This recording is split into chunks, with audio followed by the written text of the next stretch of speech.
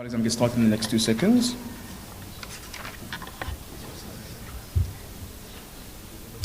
Good morning, members of the media, fellow South Africans.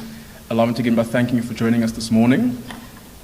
Together with my colleagues this morning, we're going to be addressing the media, but this will be led by our party president, Helen Mashaba, who is flanked by Gauteng Provincial Chairperson, Funzi Ngubeni, as well as our Tshwane Caucus spokesperson, Henriette Frolick. To my left-hand corner, we have the Executive Mayor of the City of Tshwane, Dr. Nasipi Moya, and right flanking her next to her is our National Chairperson, Michael Beaumont.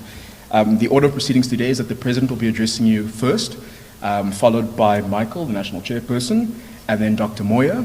We will then open up the opportunity for questions, and that will be the order for today as well, colleagues. Without further ado, ActionSA President Helen Mashaba.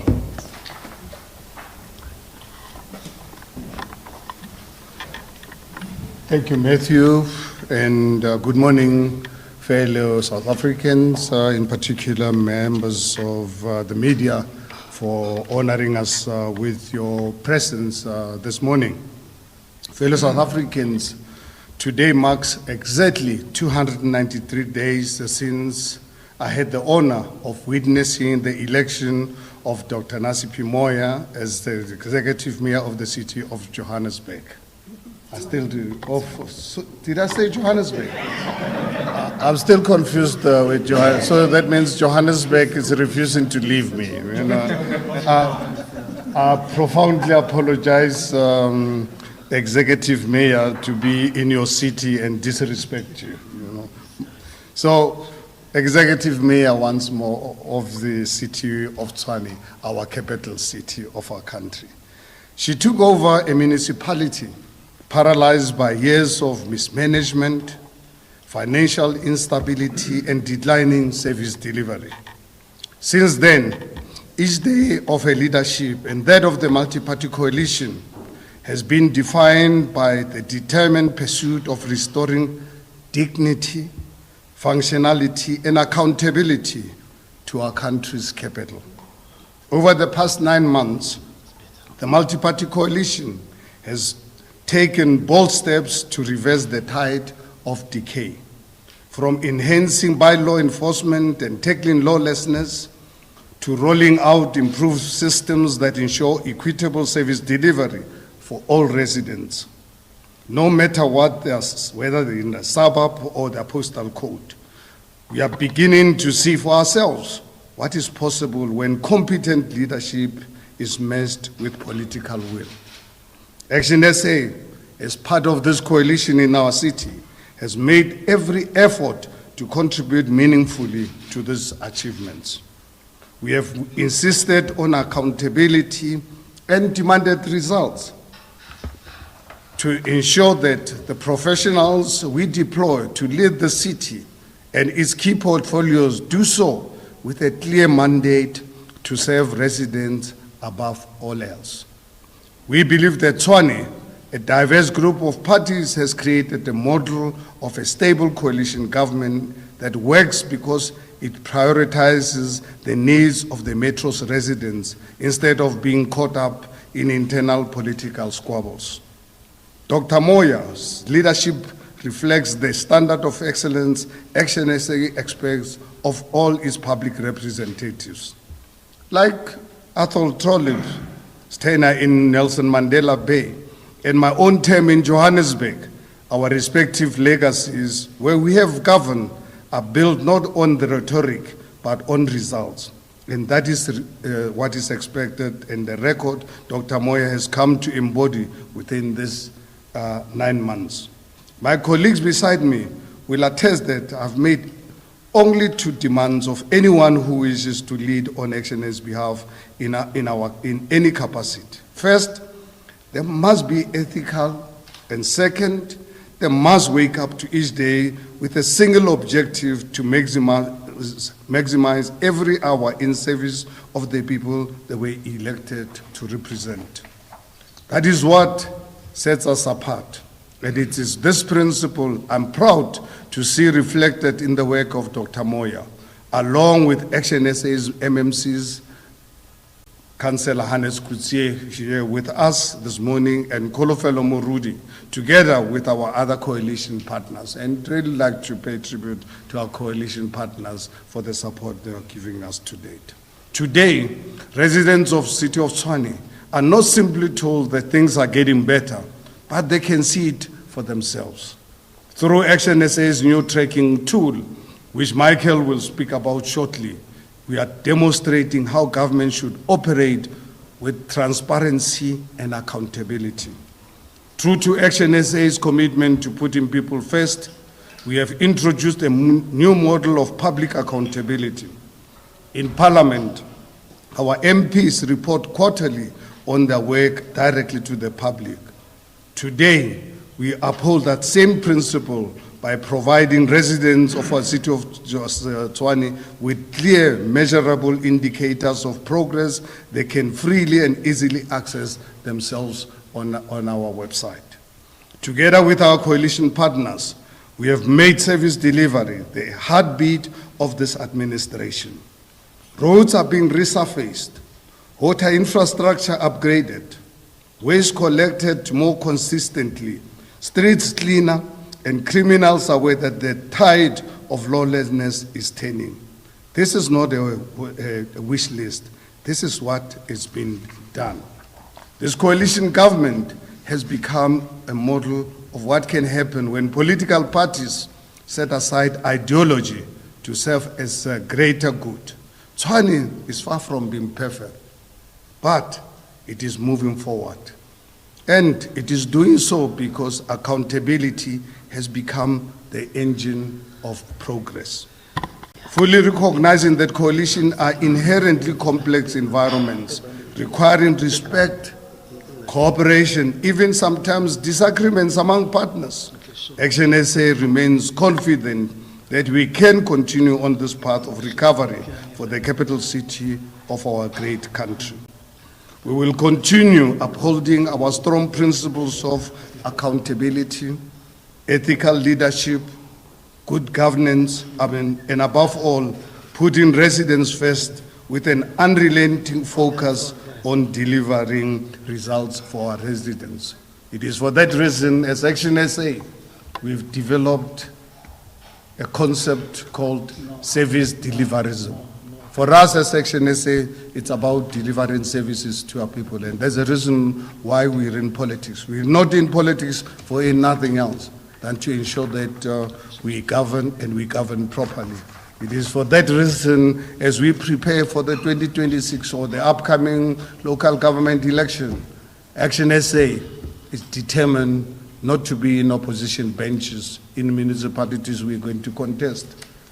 Because being in opposition, you can only make noise like we see opposition parties making noise. It doesn't really serve the residents. You can only serve the residents when you're in government.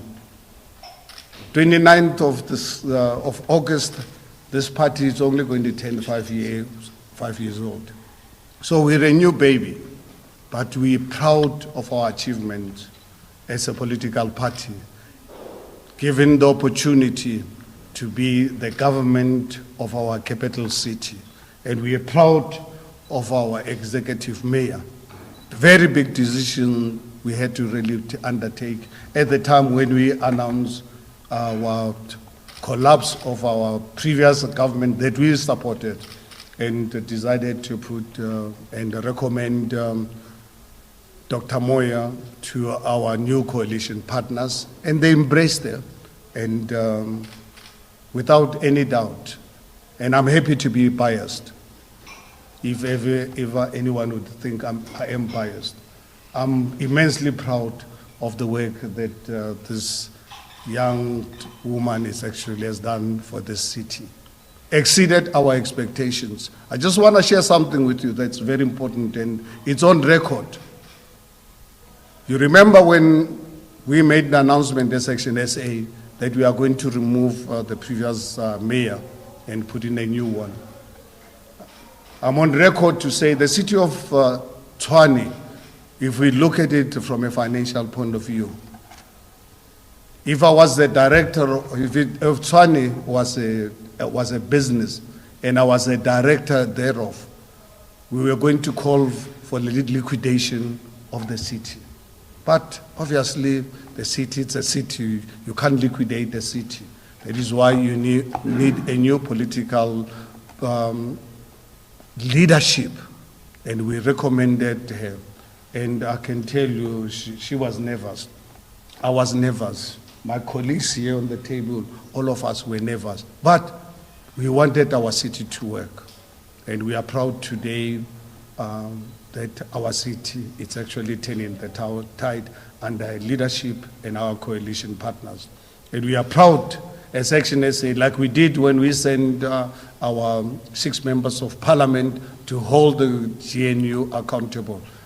We therefore want you, the residents of the City of Tshwane, to hold us accountable. This time, not as opposition. They must hold us accountable as government. And therefore, I'd like to give the floor to our national chairperson to share with you the tool we've developed ourselves so that residents of the City of Tshwane can hold us accountable, not only on theory, they can hold us accountable on practical things happening in our city. Thank you very much. Michael, the floor is yours.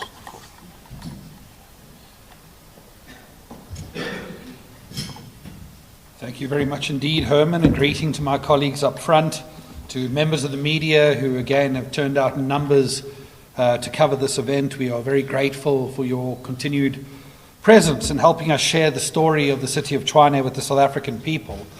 And to those people who are following these proceedings from home, I greet you all, and it's wonderful to be here talking about service delivery and local government, because in South Africa these days there is just simply not enough focus on the bread and butter issues of service delivery at a time in which the South African people, now more than ever, are looking for an example for electricity, water, roads, and the basics of local government being delivered. And we are very proud to be here talking about this issue. There's a wonderful anecdote that I'll share. Herman talks about the moment when we decided to participate in the turnaround of the City of Tshwane. In our Senate, we were having the debate, and it was a lot of people talking about how broken the city was and how difficult it would be to turn around. And our Mpumalanga provincial chairperson, Toko Mashiane, pointed to the slogan on our T-shirts, which you see on my chest, "Let's fix South Africa." He says, colleagues, how can we go around professing to fix South Africa if we aren't willing to try and fix its capital city? And that was a very strong moment for us as a party to realize the task that we had to undergo and the importance of that task. The decision to develop this tracker arises from a number of things that need to be put on the table. The first is that we are in a complex political environment where every day opponents of this government would like to share information that is false and misleading in an effort to mischaracterize the work of this government. You've seen videos of communities chasing after water tankers, which actually came from the previous government, but is being suggested that this was ours. You've seen videos of the state of Marabastad recently, when in fact that entire precinct has been cleared and is now being put out to the private sector to be rejuvenated in the mirror image of what Herman Mashaba did in the city of Johannesburg. But unfortunately, we live in an era these days where misinformation and the politics of lies often gets more attention than the facts and truth of government, which is precisely one of our motivations in doing this today. But our other motivation is that as a government, ActionSA wants to be held accountable. We don't want to operate in an environment where simply we engage with our voters every 5 years. We believe that must be a continuous process, and it starts with doing what, for example, this GNU government has never done, which is defining your priorities, which is codifying how they should be measured, and putting that out there to the South African people and civil society so that they can hold you accountable against those standards. And this is precisely the initiative that we will be presenting today. This government tracker is updated in real time. It is based on data that is shared with us from the City of Tshwane, and it will be something that people can go to our website right now and henceforth forevermore and measure how the City of Tshwane's new multi-party coalition government is doing. And we intend to share it warts and all in terms of the things that are going well and things that might not be going well. And from our point of view, this was vital. So if we can start going through the tracker, the first thing is it's broken up into 5 themes. Financial stability, which is obvious when you consider how broken the city was. Our president has referred to what the city would have been treated like were it a business when the mayor took over. And the stabilizing of that environment is critical from a point of view of tracking how we are doing.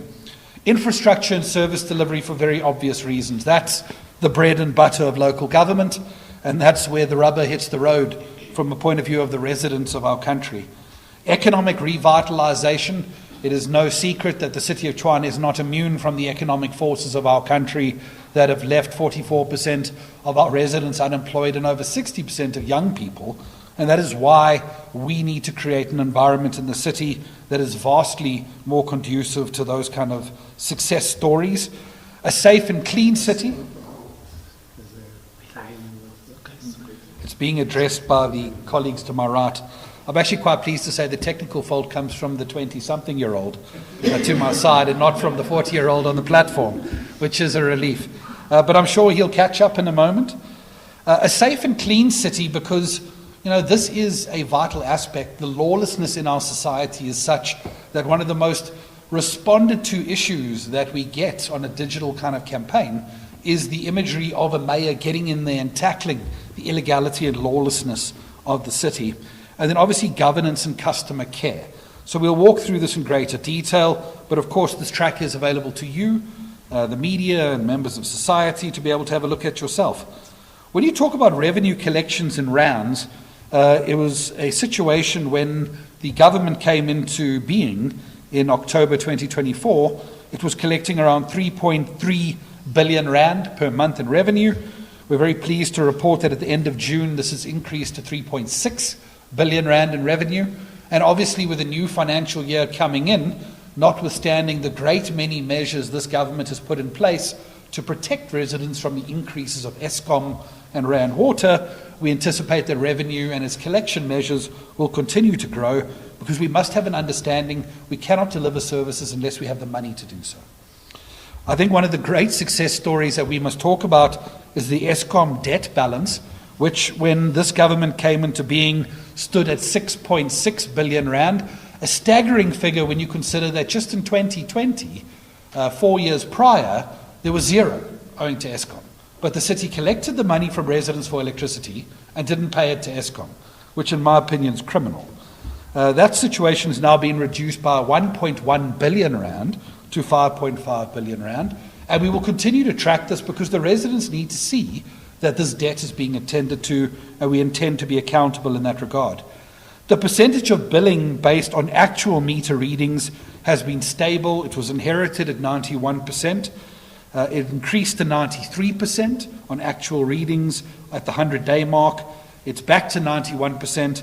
And this is something we want to track going forward because the gold standard of revenue has to be actual readings and reducing the extent to which estimations are being used. I think here's the big one, and that's the response to power outages. There is very clearly an aged infrastructure in the City of Tshwane. There is also a very deliberate effort to create the idea that power outages started in October last year, which I think we must all giggle at because that's just silly. And to realize that outages that are happening now are the product of years and decades of infrastructure neglect, but they are a reality. This city, much like Eskom, failed to ensure that supply kept up with demand. And fast-growing communities have outstripped the supply, and that's why outages have been a regular thing for people of Soshanguve and Centurion and other communities. But importantly, in October, 36% of power outages were being responded to within 24 hours, which of course is a very poor inheritance for Dr. Moyo and her government. That increased to 41% in April 2025 at the 100 days mark. And currently, for the month of June 2025, it was recorded at 99%, which we must say is an anomaly from our point of view. There was a particular reporting period where these things were being addressed very decisively. We don't think that that real number is that high at the moment, but it is improving and it's something we'll continue to track. And as we track this over a longer period of time, anomalies go away and you get a baseline that's much more stable for us to look at. What is important to say, and I know Dr. Moyo will speak about some of these interventions in a moment, is that one of the key areas of this budget was 300 million rand to critical vacancies. And their government's priority number one for the budget that started just 29 days ago was to prioritise the recruitment of the artisanal skills involved in addressing power and water outages. And I think that's a clear statement of intent that will see that number continuing to improve. The percentage of water leaks and sewer blockages resolved within 48 hours, that was inherited as well at 41%. It has increased to 47% at the 100 days mark, and there was a decline to 24% in the month of June. Again, the information we have is in the month of June, overtime is cut back by the city for the end of the financial year, and we anticipate that that number will grow consistently going forward so that there's long-term improvements taking place. But the nature of a tracking tool of this instance is we don't change the data to fit the political narrative. We have to respond to the data in a scientific method, and that's what gives it credibility. If we look at the road state of the City of Tshwane, which is a huge problem that many residents correctly cite, the situation in October was inherited 6,357 potholes repaired. At the 100 days mark, 692 potholes were recorded as repaired. And we're quite pleased to report that at June this year, that number has catapulted to 18,067. What is important to state, colleagues, is when government reports pothole repairs, it reports against the potholes that have been reported. Government continues to fix potholes that aren't reported as and when, but from a reporting point of view, this is the number that we will show, those that are reported and repaired. And the work of government going forward must be to build faith in the customer care environment so that more and a higher percentage of potholes are being reported, rather than this representing a small minority as a result of a lack of faith in the customer care environment that I think certainly was inherited. The economic revitalisation of the city is a significant part of the equation. If you look at EPWP, 7,300 odd employment opportunities reported at the 100 days period. That number has declined at the end of June to 3,596 again because of the financial year-end period. But this is going to be a priority of the city that we anticipate will continue to see growth. And important to state that this is a city that very proudly awards EPWP opportunities on a lottery system, so that it cannot be awarded to people based on their political membership, but rather on their rightfulness to access a fair system for short-term work opportunities. The percentage of grass cutting in the City of Tshwane, I know the opposition will be excited about this, and I think we should dish things out to the opposition as well, is there was 56% of areas receiving regular grass cutting at the 100 days mark. That has increased to 69% as of June this year. If we talk about the category of a safe and clean city, the number of street lights repaired is a massive issue across the City of Tshwane. There are many communities who right now rightfully complain about large areas of street light outages, which has to be addressed over time and in the most progressive manner. But already 15,000 repairs was the baseline that was inherited at the time of the government being formed, and that number has increased now to around 22,000 street lights that are operational and repaired. High-mast lighting has been a priority of this government, in particular where the baseline inherited was 0, but importantly that has increased now to 200. This is particularly important as a measure to address a lack of lighting often in formal communities and densely populated communities, where lighting remains one of the most important safety interventions that can be made. And we anticipate that this is something that will accelerate further under the work of this new government. The number of by-law enforcement operations has been a hallmark of this government. I'm very pleased that the MMC of Community Safety is here. And we certainly raise our caps to him and the mayor, because the lawlessness in our city is being responded to with a level of operations from the mayor and her team that really is quite commendable. In October 2024, there were only 13 of such operations. In April of 2025, the number increased to 23. And as things stand, a staggering 87 is the number of by-law enforcement operations that have taken place as of the end of June this year. And you will see the mayor in dedicated fashion on a Friday afternoon, raiding businesses, checking their permits, checking their lawful operations, ensuring that the products and services they are providing to the residents of Tshwane are compliant with our bylaws and safety standards. And this is something that I believe the residents of Tshwane have particularly responded to, and something that will be accelerated in due course. In fact, there are plans in that regard that I'm sure the Mayor will speak to in a moment and going forward. I think informal settlements and the servicing of those are particularly important from our point of view. Obviously, what we did is inherited a budget which did not adequately plan for the addressing of informal settlements. We don't need to revisit that, but that is one of the many reasons why we found the previous government unworthy of our ongoing support. And if you look at the number of informal settlements officially recognised or known, the amount receiving basic services has not yet increased because of the new budget beginning 1 July. If you go down slightly, you will look at the number receiving basic water services has increased in recent times, and we anticipate that this number will continue to grow rapidly as the new budget kicks in just a month ago. And I think finally, from a governance and a customer care point of view, one of the most remarkable steps that our Mayor particularly has led with her multi-party government, and one we support continuing, are the number of mbizos and public engagements going forward. It is our view that government needs to be connected with not just the needs of communities, but the people themselves, and they need to be able to see themselves in their government. And certainly this was an area where previous governments have underwhelmed. In October 2024, an inherited baseline of just 5 such mbizos were had around specific issues rather than a general program. And this has been made a priority, where in the first 100 days, Dr. Moya and her government rolled out 18 of these mbizos, and that has increased to 68 at the end of June as a part of a conference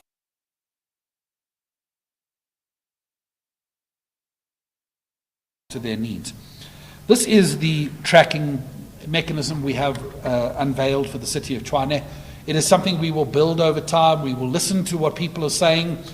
We might well be engaged to say that there are other requirements of this tracker that we should be putting in place. And certainly you can imagine when Auditor General reports come out, particularly when they reveal what we anticipate to be improvements in our governance procedures, those too will be added. But ultimately what we are committed to is transparency and accountability. We will put our business out there. We will say to the residents of Tshwane, this is what we regard to be important, and we will invite accountability. Where these numbers are growing in the right direction, yes, we will celebrate them and share them as a clear indicator to the South African people that there is a new political party that has a pedigree in delivering where other parties don't. But at the same time, it is vital for us to identify where things aren't going as well as they should, to own up to that, and to ensure that politically and from a governance point of view, we respond in a manner that is responsible. We have to deal with both sides of that sword and not just the side of achievements. From our point of view, we thank you very much for the opportunity to share this. We will continue to share this going forward, and we invite members of society to engage and to track this thing on a regular basis and to share their perspectives, because an instrument like this is only going to be as helpful as it is a measurement that they themselves can engage in going forward. So from my side, thank you very much indeed. We look forward to the ongoing engagements around this tracker, and I think now would be the time for the Mayor to come forward and speak. Thank you very much. Thank you so much, Mike. Good morning, Mr. President, the National Chair, Provincial Chair, colleagues in ActionSA, members of the media, and most importantly, the residents of Tshwane and citizens of South Africa. I think firstly, let's thank the media for being here to share this moment with us. I think what is more and more important is that as the parties that have the privilege of being part of coalitions, what is our contribution in stabilizing coalitions in South Africa? And I think the work that we do in government as individuals that have been given the assignment to be office bearers is just not enough. If the parties that deploy us, that support us on a daily basis, do not play their part as well in ensuring that coalitions in South Africa are stable, I don't think we can get far. So thank you, Mr. President, for leading us as ActionSA in clarifying our offer to South Africa, that when you have us in coalition, what kind of a party are we? And we do appreciate the focus on service delivery, Mr. President, that residents of Tshwane, I have heard them many times. They are so disinterested in slogans and promises. They just want you to do it. And whether it's perfect, whether it's not perfect, they just want you to do it. And I think the energy that we've been deploying with my colleagues in the MECO, together with our colleagues in the legislature in the City of Tshwane, has really been about, colleagues, let's wake up each and every day, do something in communities, and take it from there. But in the spirit of today, we're talking about accountability and transparency in governance.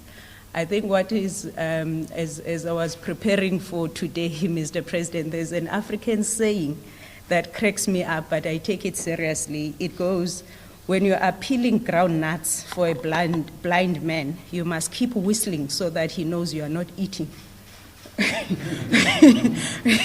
So this African saying always gets me, it gets me, because there's a lesson of accountability there. If you are given a task to do something, you must always show that you are doing exactly what you are supposed to be doing. And this tracker is going to take us far. But in terms of where we come from as the Tshwane Coalition, and I think the first question that I received yesterday when the media alert went out, it was, is the coalition collapsing? No, the coalition is not collapsing. I think we can say that categorically. And there's a lot that we have been doing as the coalition partners to say the residents of Tshwane have suffered enough.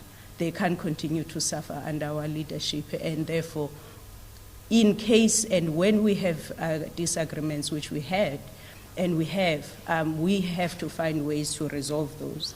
But I think for us as the coalition, we have inherited a backlog in service delivery. That is not because of what I say, but what the residents have to live with in their communities. And we can talk to the backlogs in terms of the institution itself.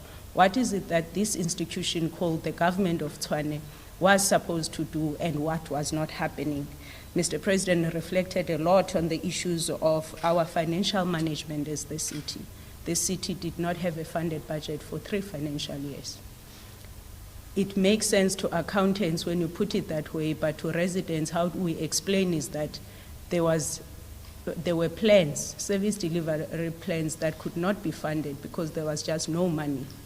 And that backlog has caught up with us because now we have to deal with very angry residents who are paying for services, but they are not getting return on their investment. The financial management of the city, or rather mismanagement of the city, led to a ballooning creditors book. We know the case about Eskom, where the debt ballooned from 1.2 billion to over 5 billion in a space of 2 to 3 years. And there was a refusal to deal with this because if we could get a deal with Eskom, that means that option was always available, but it was not taken up. We had a ballooning debtors book where the residents of Tshwane stopped paying for services. And for 2 reasons. One, COVID has hit us all, and there are those households that have suffered economically. But there's a protest that the residents staged and said, if you're not going to give us the services that we deserve, we're not going to give you our money. And so we had to deal with the debtors book as well. And also for us, the security of our revenue as the city, which then guarantees the delivery of services to the people, was severely compromised because of that. This financial mismanagement, you would see it on the creditors rating, where the City of Tshwane, even now, we are working on ensuring that we are able to borrow, so we are able to fund our capital budget. We could not borrow as this government for a couple of years because no lender will trust us with their monies if we can't even manage our own finances. For the first time in 2022-2023 financial year, this city received an adverse finding. It has never happened before. And after that, then 2 subsequent qualified audits. And that has really compromised the ability of this institution to be considered a trustworthy partner. And therefore, I just want to amplify what Mr. Mashaba has said, because if the institution is not healthy, you won't be able to deliver on your constitutional obligation. What it meant for the residents of Tshwane is that the service delivery deteriorated across the water leaks that often ran for weeks without any response, the potholes, the street lights that are dark because the municipality could not make an investment on street lights for 4 years. Hence, the city is still as dark as it is. The informal settlements where people were just left to a squalor in informal settlements, there's informal settlements that ballooned from 220 informal settlements to over 500 informal settlements in a space of 2 years during COVID. And the residents became angry, and justifiable so. And they continue to be angry because what I appreciate about the residents of Tshwane, they know their rights. And I truly appreciate about them. But also one that has really bothered me is then the businesses and the community organizations having seen a necessity for them to continue or to take over the role of municipality in providing basic services to themselves, which is something that any government should never allow, not if those businesses and those community members are paying rates and taxes. So all of this was just the background, and so we entered this government and we were not under illusion in terms of what is it that we were entering, but we had to have a very strong resolve in terms of what is it that we're going to prioritize. And it was not easy. I remember we were baptized with a crisis in November, a water crisis, and I'm grateful that happened because we matured very quickly as a team, where you realize that the crisis is bigger than yourself as an individual, that you need each other, but also you need to make sober decisions to overcome crisis. For a couple of months, our substations were engulfed by fires, and we could not explain what it is, and there was a temptation to look for conspiracy theories until we said, let's look closer to home. Have we been repairing our substations the way we were supposed to before we start blaming other people? We started responding to that. And so all of those crises, we then had to respond to them as a coalition. And Mr. President, I can never underestimate the role of a strong coalition. Because if as coalition partners you start pulling in different directions, then you're not going to be able to make the strategic decisions and the unified decisions that you need to make, especially when you are in crisis. So we truly appreciate this tracker national chair, that as a party that is ActionSA, in an era where residents and citizens don't trust coalitions, or there's so much that is characterized in terms of coalitions being dysfunctional, being chaotic, as a party, what is our offering? Because it looks like coalitions are not going to go anywhere. What is it that we as ActionSA, we can contribute positively to ensure that the coalitions that we are part of are stable, and perhaps learn some lessons to other coalitions as well. So I'm very pleased that in the city of Tshwane, we will then, through our party, we will have this tracker that will look at what the government is supposed to be doing anyway, supposed to do every day, but have a structured way, in a way that can be easily reported to residents. But also we have made some progress, and we made a promise to residents as this coalition that of the priorities that we need to drive the progress that we want, one of those must be engagement with the residents of Tshwane. That if we leave them behind, we will be doing this for ourselves and not for them. So there is a concerted effort that of the 6 priorities that we've identified in the recently approved IDP and budget, one of those priorities is improved customer experience. Now, we look at residents as our customers. There's different ways in which you offer the service to your customers. And one of them is that they must talk to us. We must be accessible to residents.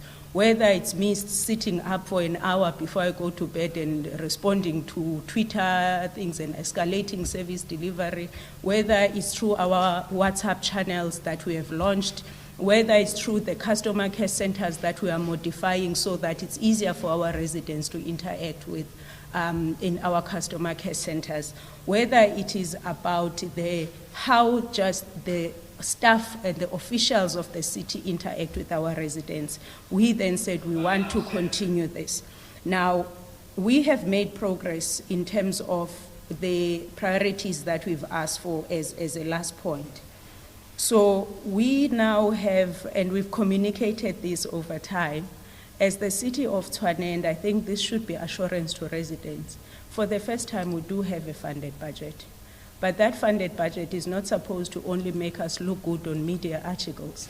It must start filtering into communities. What do we do with the funded budget? It must serve the communities.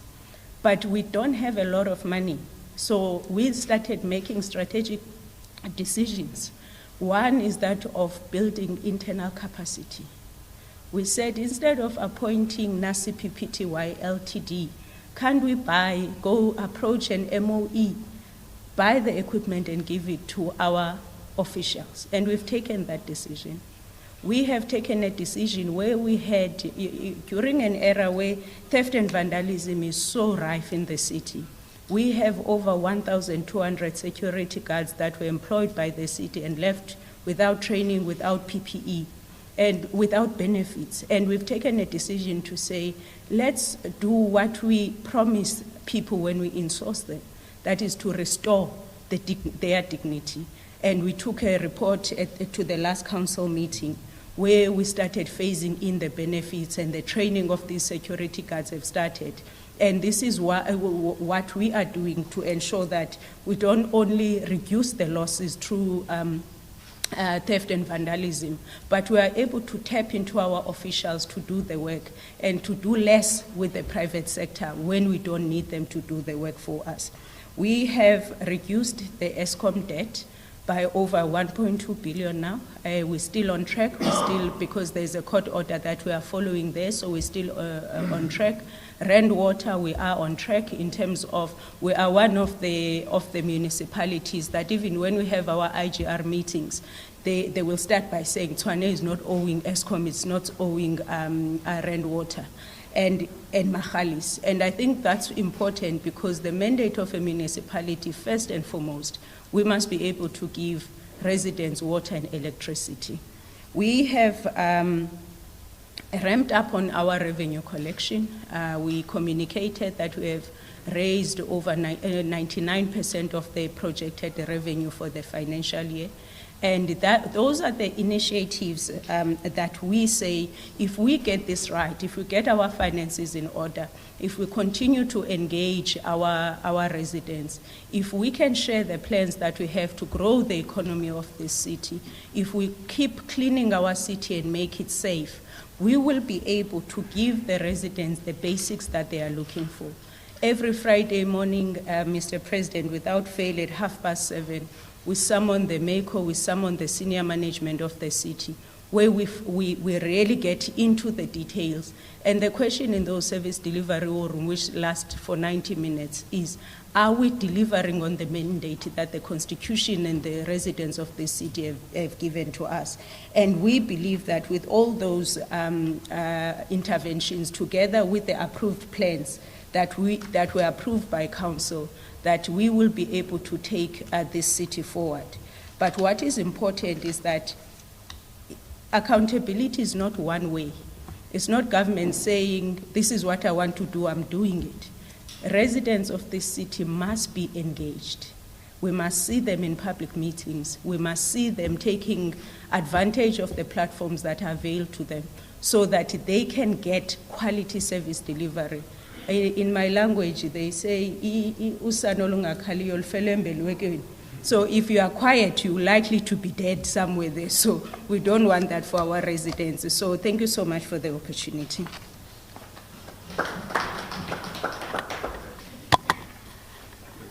Thank you very much, Dr. Moya.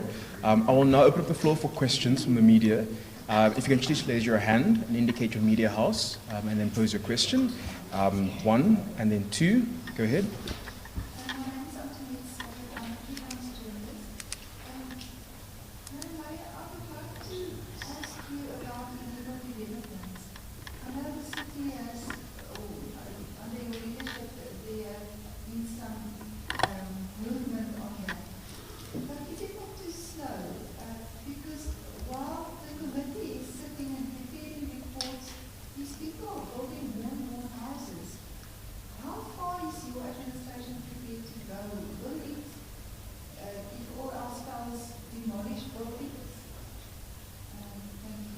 Thank you very much, Antoinette. Patricia? Good morning, everyone.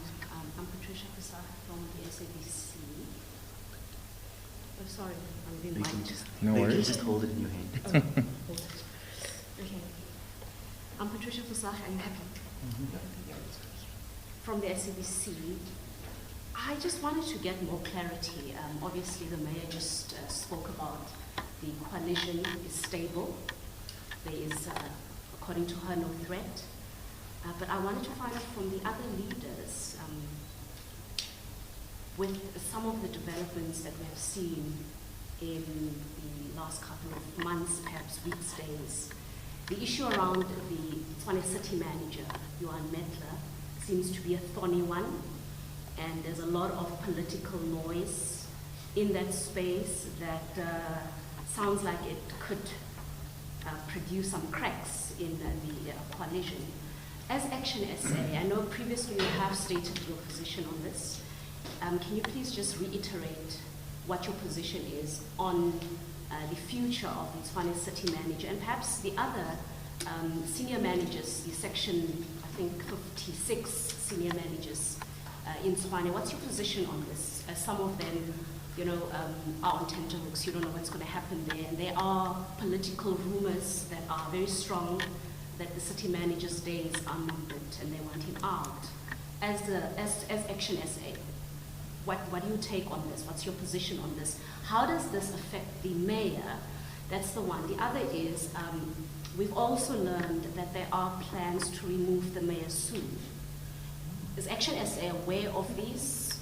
Are you aware of some of you know, these plans that are brewing, that they are first looking to remove the city manager and thereafter they're going for the mayor?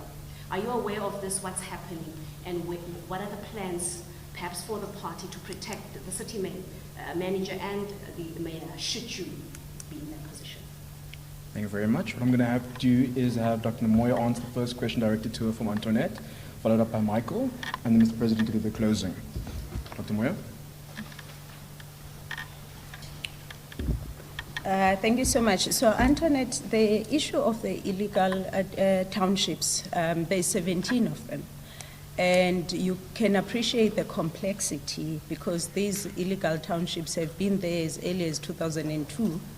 And the problem or the complexity has gone, you know, has become so large that you've left the problem for so long that we can't then resolve it within 2 months.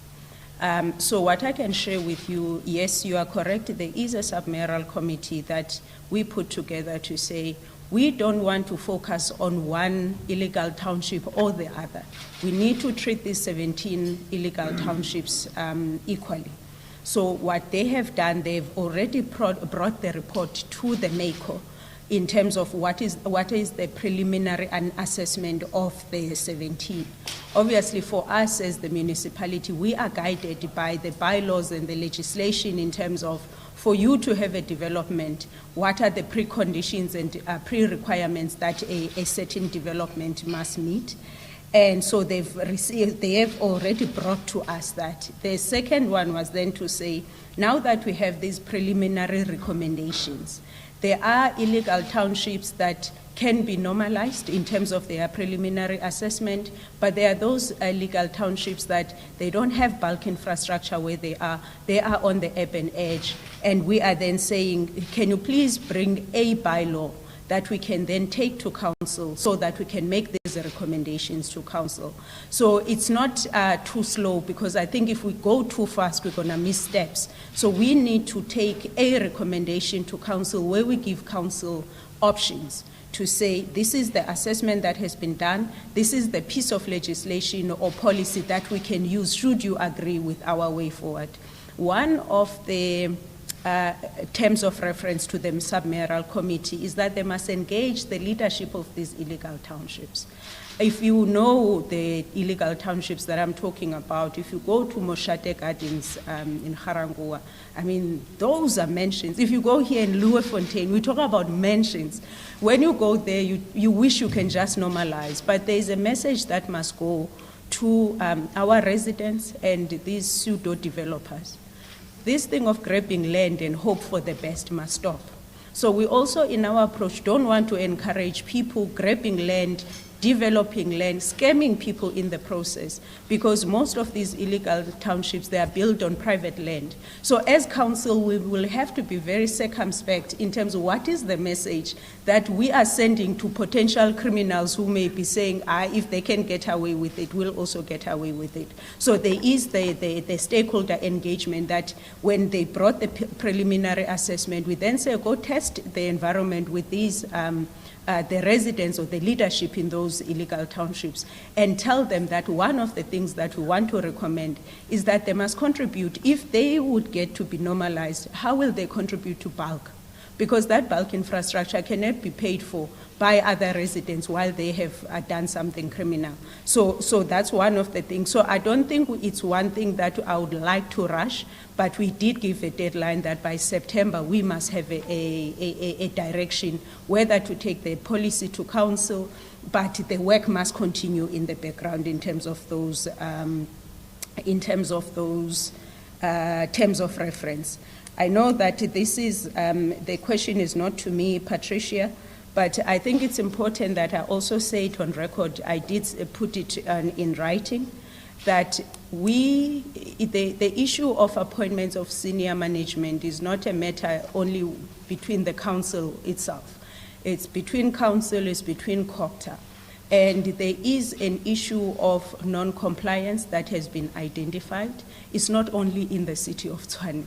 It's also in other municipalities. You would have seen a letter from the minister to Ekurhuleni about CFO appointment, for instance. So we are not dealing with an isolated case. Hence, for us, we didn't want to over-communicate to a point where we make residents agitated that there is a crisis, because we are working with the MAC of COGTA, and the last conversation we had with him was that he is working with the Minister of COGTA in how we approach as a country, how do we approach this non-compliance. But I thought it's important that I outline where we are in that regard. Of course, for us, the moment there's clarity in terms of what is the way forward, and by the way, just to say, this issue of non-compliance we're talking about to these Section 56 managers, it's an issue of the constitution of the panel. The regulation says you must have one councillor. But in all these interviews, and I'm talking about interviews that happened in 2022 and 2023, there were 2 councillors that were part of the panel, similar to the CFO in Ekurhuleni. So this is the non-compliance that the COGTA at province and COGTA national assist with. I thought it was important that I touched on that, but thank you so much.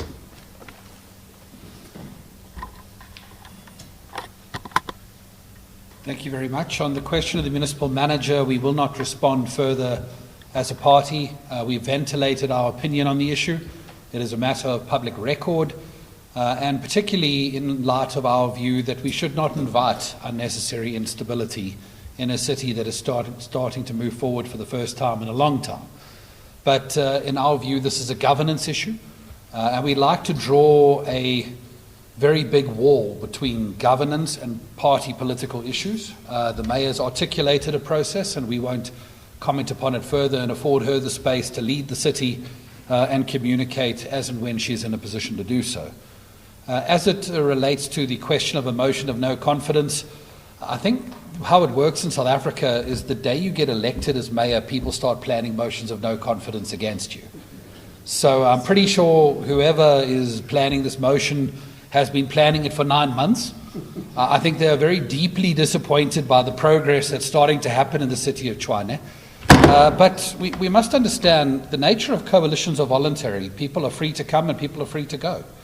And at any point in time, coalition partners may well decide that they want to follow that particular course of action.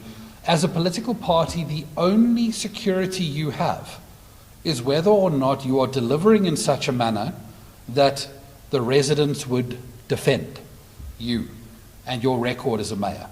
And what I will depart with as an idea is this. If you think the reaction to General Mkhwanazi was big, I'd like you to consider very carefully how the residents of Tshwane would respond to anyone who tries to remove this mayor, given the progress they're starting to see in their communities for the first time in a long time. And I wish that political party good luck in their idea.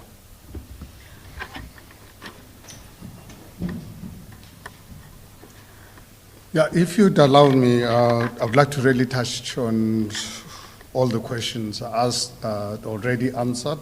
I think to really also come from me directly, because obviously as the leader of the party, my statements obviously carry even much more weight. Let me start with you, Antoinette, regarding illegal townships. It's really one of the issues that for me drove me to really going into politics at long last instead of running away from my country. Because this informal townships, in fact, we developed a new terminology to think that they would look nicer. We call them informal settlements. These are actual squatter camps where people live without dignity.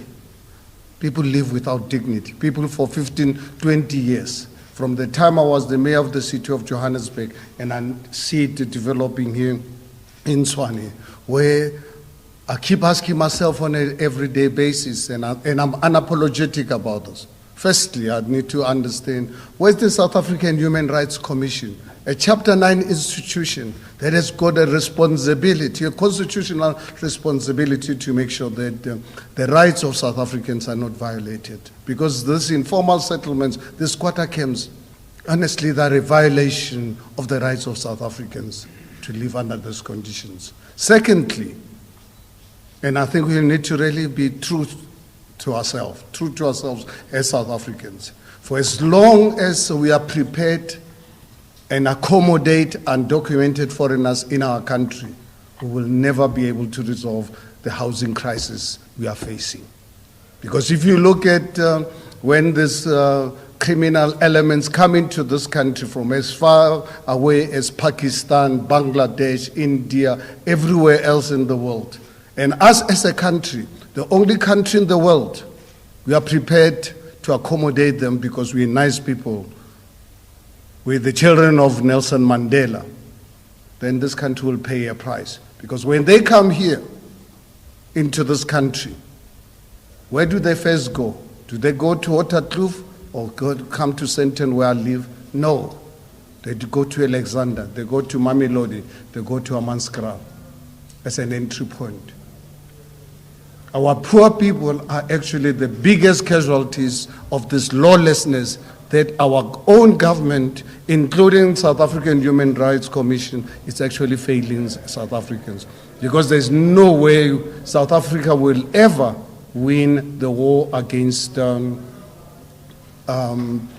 housing and address it adequately, for as long as we are prepared to really be godfather to the 8 billion people of the world. So, and unfortunately, if you look at our constitution, that's why for us as ActionSA, we've obviously submitted our contribution to the constitutional reviews, that this whole issue of saying South Africa, if you look at the preamble of our country, says South Africa belongs to all who live in it. And then you really then go to our Bill of Rights. where you find someone undocumented in our clinic, in our schools, in our hospitals, and when you must address this particular matter, the Bill of Rights says no. And you can't blame the judges because in the judiciary, because that's what their Bill of Rights says, that you must provide services to everyone. Let me tell you something. Yesterday, I'll be going overseas in a month's time, in just over a month's time. Yesterday, my wife and I had to go and queue to go and get our visas. You know what are the requirements? I had to prove and produce medical cover. I had to produce my latest bank statements, even up to yesterday. You know, in the past, they used to ask you for 3 months bank statement. Today, they ask you even on the same day. Yesterday, I had to go to the bank to give me my latest statements. Why then is South Africa some kind of a test ground to see if chaos can succeed? Because basically what we are trying to do as a country is to promote chaos. And if we are prepared to allow it, then this country will pay a price. But fortunately enough, I represent a party, a political party that is very clear, unapologetic about saying undocumented illegal foreigners are not welcome in our country. This country was built at the back of migrants, and we want to encourage people of the world to come to South Africa, but they must come here legally, and when they're here, they must respect our laws. South Africa cannot afford at the moment to provide health care to our own people. Therefore, if anyone expects us to provide free health care to 8 billion people of the world, then ActionSA will be unapologetic against that. And that's what unfortunately leads to all these informal settlements. And obviously, because we don't live in a dictatorial environment or under apartheid national party government, where you can just remove people of Hammanskraal as and when you feel. You just wake up, you don't even have to tell them. And my family over the years have just been moved from time to time, not even get a decency of being informed that they were going to be informed. Today, unfortunately, in a constitutional democracy, before you move people, there are certain processes you need to follow. Patricia, regarding the issue of the city manager, I think Michael has covered that sufficiently. We, as a party, we like to leave this matter to senior managers. It's an issue that the mayor will properly address in a professional and proper and legal manner. And removing the issue of, regarding the issue of the removal of the mayor, I'm sure you're aware that process of the removal of the mayor actually started 2 months before the mayor was elected. As soon as I personally made the announcement that we are going to remove the mayor of the City of Tshwane, there was already a motion against her. I'm sure you remember very well. That campaign, massive campaign was launched against me, attacking me, insulting me. But fortunate enough, we are not prepared, longer prepared for people of Mamelodi, people of Atteridgeville, Ga-Rankuwa, Hammanskraal, not to get services from the government, which was reliant on our support. So obviously, if anyone wants to bring the motion of no confidence, we live in a constitutional democracy, and South Africa has entered the era of coalition. The City of Tshwane, no political party has got has got outright majority to govern on their own. And if anyone wants to come out with a motion of no confidence against our mayor, for us as ActionSA, we know that's something that we shall await with great anticipation. And as Michael said earlier on regarding misreading the mood of a country, anyone today in this country attacking General Mukwanazi, to wait until anyone comes out with a motion to remove one of the most hardworking mayor, saving not only ActionSA members, for the first time to see the mayor who's saving all the residents of the city of Tshwane. So we shall await. Anyone is most welcome to really bring that motion of no confidence, and we will react to it as and when it happens. It's well and good to comment on rumor, and I'm one person, even in my personal capacity. Normally, when people want to engage me on rumor and gossip, I don't want to get deep into the details because I don't know what I'm dealing with. But the day when that motion serves, that's when ActionSA will then deal with the reality of our situation and communicate our response thereto. Thank you very much.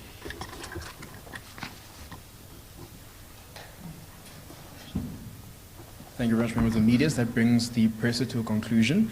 The opportunity for one-on-one will now be available. Just indicate who we'd like to speak to. There is a question online, but I'll address it to Mr. President privately and just respond to the journalist in that regard as well. Thank you very much, colleagues.